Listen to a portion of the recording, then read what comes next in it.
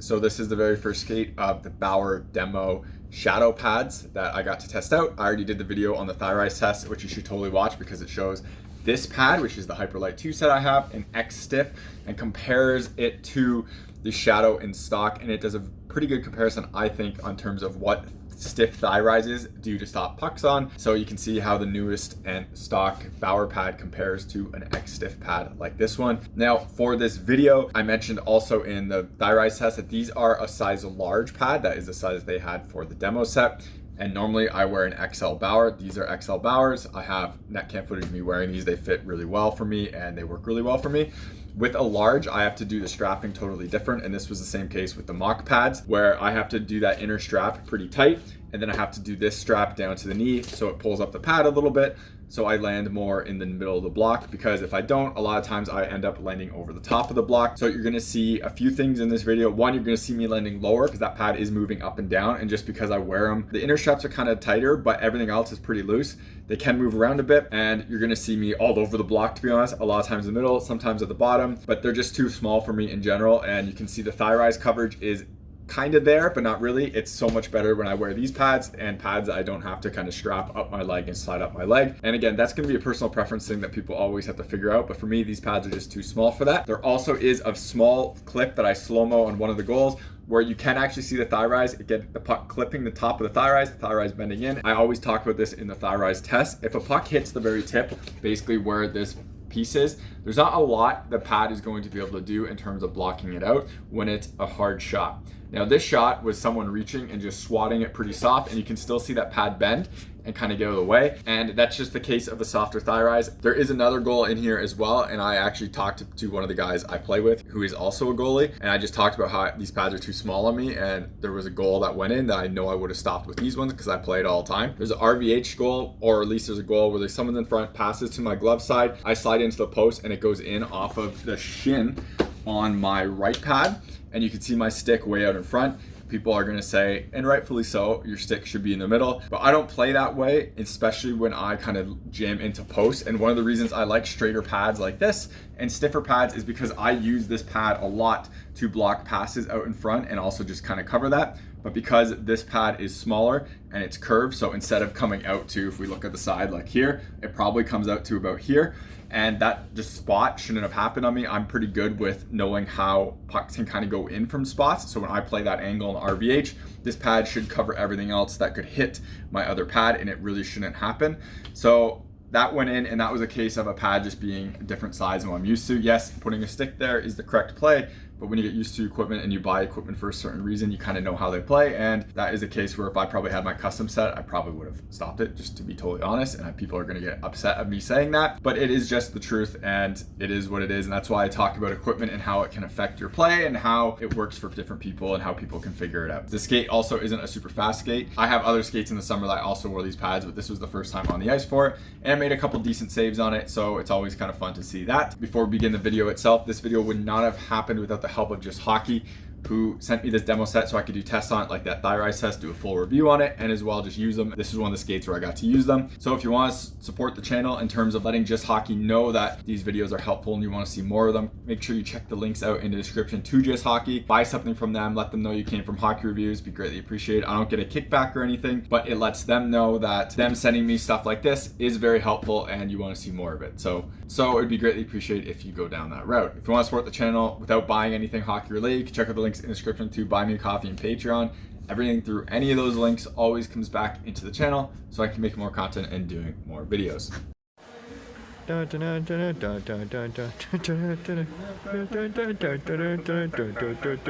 ready for this? Ball, ball, ball.